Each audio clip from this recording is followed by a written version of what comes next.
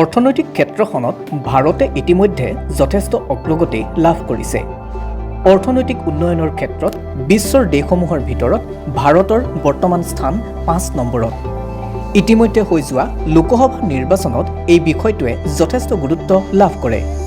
শাসনত থকা বিজেপি চৰকাৰ তথা বিজেপি নেতৃবৰ্গই সজোৰে ঘোষণা কৰিলে যে প্ৰধানমন্ত্ৰী নৰেন্দ্ৰ মোদীয়ে ভাৰতক বিশ্বৰ ৫ নম্বৰ স্থানলৈ আনিবলৈ সক্ষম হ'ল। শাসক গোষ্ঠীটোৰ দাবী অচিৰেই ভাৰতৰ অৰ্থনীতিয়ে বিশ্বৰ ৩য় স্থানহে দখল কৰিব। কথাটো এয়ে যে ভাৰতৰ অৰ্থনৈতিক ক্ষেত্ৰত যথেষ্ট আগবাঢ়িছে, কিন্তু প্ৰচাৰৰ মাত্ৰাটো অত্যাধিক হৈছে। ১৯৯১ চনত নতুন অৰ্থনীতি তথা মুক্ত অৰ্থনীতি গ্ৰহণ কৰাৰ সময়ত অৰ্থনৈতিক ক্ষেত্ৰত ভাৰতৰ ১৫ নম্বৰ স্থান আছিল। ২৩ বছৰৰ পিছত ২০২৪ বৰ্ষত ভাৰত ১৫ নম্বৰৰ পৰা ৭ নম্বৰ স্থানলৈ অগ্ৰগতি হয়। ২০১৪ চনত নৰেন্দ্ৰ মোদী চৰকাৰ ২০১৪ৰ পৰা ৭ বছৰৰ পিছত ২০২১ বৰ্ষত ভাৰতৰ স্থান ৭ নম্বৰৰ পৰা ৫ নম্বৰ স্থানলৈ অগ্ৰগতি হয়।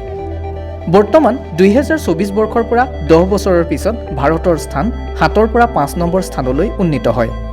বিষয়টো হ'ল ২৩ বছৰত বিশ্বৰ ভিতৰত ভাৰতৰ অৰ্থনৈতিক স্থান ১৫ৰ পৰা ৮খন ৰাষ্ট্ৰক পিছ পেলাই ৭ম স্থানলৈ গতি কৰে, আৰু নৰেন্দ্ৰ মোদী চৰকাৰৰ ১০ বছৰত ৭মৰ পৰা ২খন ৰাষ্ট্ৰক পিছ পেলাই ৫ নম্বৰ স্থানত অগ্ৰগতি কৰে। বৰ্তমান অৰ্থনৈতিক ক্ষেত্ৰত বিশ্বৰ ভিতৰত প্ৰথম স্থানত আছে আমেৰিকা যুক্তৰাষ্ট্ৰ, দ্বিতীয় স্থানত আছে চীন দেশ, তৃতীয় স্থানত আছে জাৰ্মানী আৰু চতুৰ্থ স্থানত আছে জাপান, পঞ্চম স্থানত আছে ভাৰত। লক্ষণীয়ভাৱে ১৯৯১ চনত চীনৰ স্থান আছিল ৯ নম্বৰত। ৮ বছৰৰ পিছত ১৯৯৯ চনত ৭ম স্থানলৈ অগ্ৰগতি হয়। পুনৰ ৮ বছৰৰ পিছত ২০০৭ বৰ্ষত ৩ নম্বৰত আৰু ১২ বছৰৰ পিছত ২০২১ বৰ্ষত চীনৰ স্থান হয় ২ নম্বৰত। বৰ্তমানৰ ২০২৪ বৰ্ষত বিশ্বৰ ভিতৰত চীনৰ স্থান হৈছে দ্বিতীয়। নিউজ ডেস্ক, নতুন সময়।